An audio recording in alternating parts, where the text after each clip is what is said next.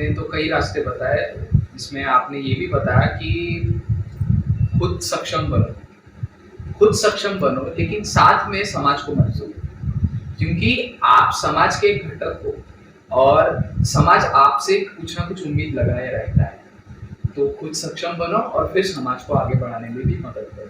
तो सर हमारी संस्था भी गुणवंत क्रीड़ा सांस्कृतिक शैक्षणिक संस्था भी उसी मोटो पर काम करती है कि बच्चों को एक बेटर एजुकेशन दिया जाए कम से कम पैसों में, और उनको खुद के पैरों पर खड़ा करके उनको एक समाज का एक सक्षम नागरिक बनाया जाए और उनमें वो संस्कार दिए जाए कि वो समाज को वापस अपनी मदद करें।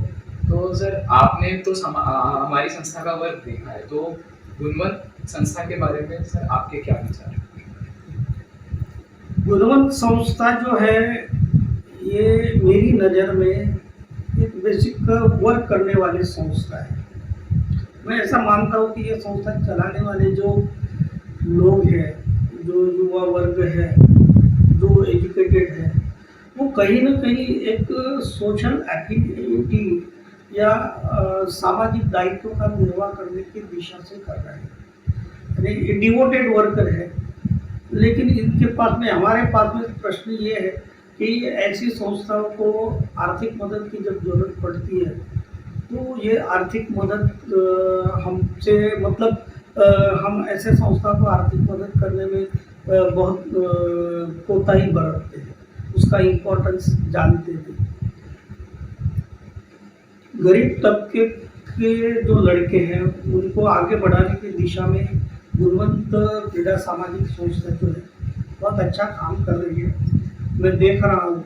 और इस संस्था को कुछ न कुछ डायरेक्ट इनडायरेक्ट हेल्प करने की दिशा से ही हमारा ये आदिगुरु फाउंडेशन जो है, जो संस्था का मैं पिछले थोड़ी देर पहले उल्लेख कर चुका, इस संस्था के माध्यम से हमने एक फूल न फुलाची पाकड़ इस रूप में यहाँ के 5-6 बच्चों को हर साल एक स्कॉलरशिप के माध्यम से मदद का हाथ देने का प्रयास कर रहे हैं, करते आएंगे। लेकिन उतनी मदद से कोई इनकी परिपूर्ति होने वाली नहीं है। इसलिए ऐसी संस्थाओं को आगे बढ़ाने के दिशा से समाज का जो धनसंपन्न वर्ग है, जो अच्छी ऑर्गेनाइजेशन है, जिनके पास में सोर्स ऑफ इनकम है, ऐसे लोगों से मैं गुजारिश करूंगा कि ऐसी संस्थाओं ने ये संस्था के बारे में थोड़ा सा जानकारी लेकर, अधिक जानकारी लेकर, और वो जो काम कर रहे हैं, वो जो डिवोशन दे रहे हैं, उसका सीरियसली पढ़ाई कर उसकी महत्ता को समझकर और सामाजिक परिप्रेक्ष्य में उसकी आवश्यकता को ध्यान में रखकर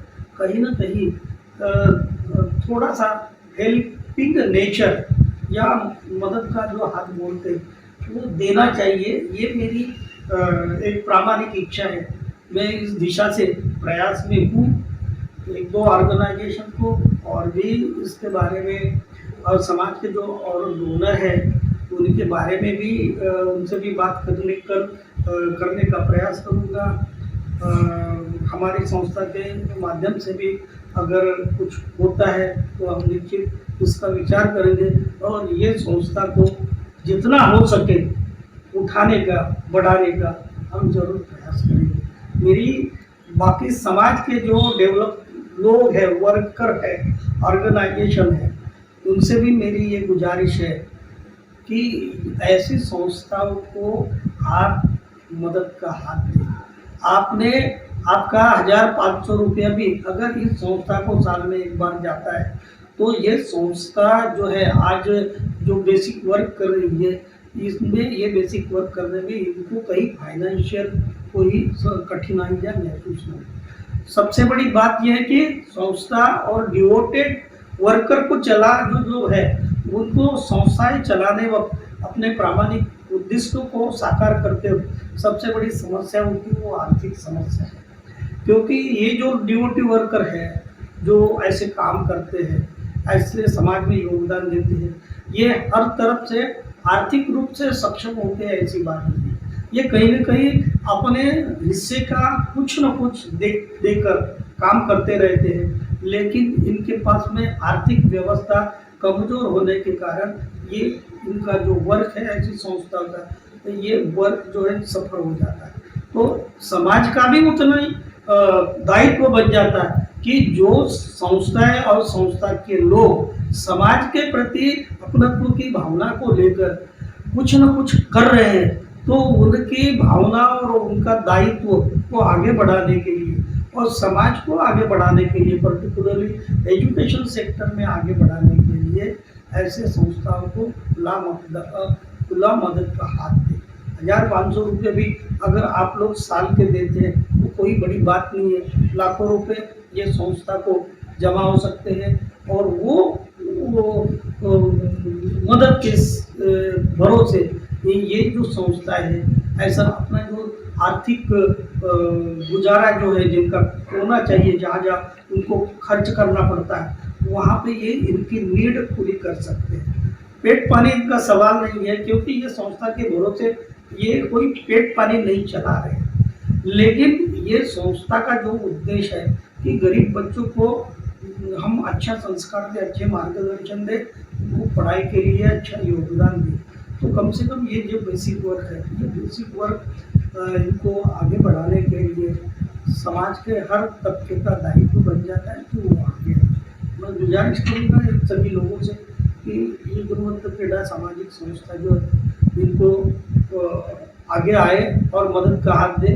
मैं इन लोगों से बहुत अच्छी तरह वाकिफ हूँ और मैं विश्वास के साथ कह सकता हूँ कि आप जो भी मदद इनको पूर्ण फूल की पंखुड़िया के रूप में देंगे, ये निश्चित समाज के विकास के लिए, समाज के आने वाले जनरेशन के विकास के लिए रचनात्मक दृष्टिकोण से उसका इन्वेस्टमेंट करेंगे, खर्च करेंगे।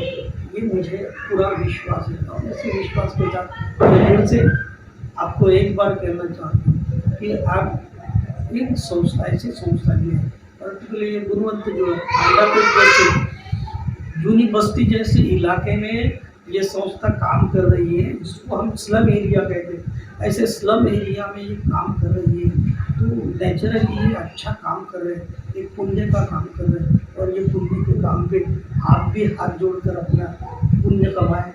इतना ही मैं रिक्वेस्ट करूँगा। Thank you very much sir. आपसे बात करके बहुत अच्छा लगा सर। आपके प्रेरणा के जो शब्द हमें मिले हैं आज, वो हमारे लिए एक एनर्जी बूस्टर का काम करेंगे और हम ज़रूर और भी ताकत से इस काम को आगे बढ़ाएंगे, ताकि हम लोग और भी ज़्यादा से ज़्यादा लोगों तक पहुँचे और उन लोगों को अपनी मदद जो है वो दे सकें। Thank you.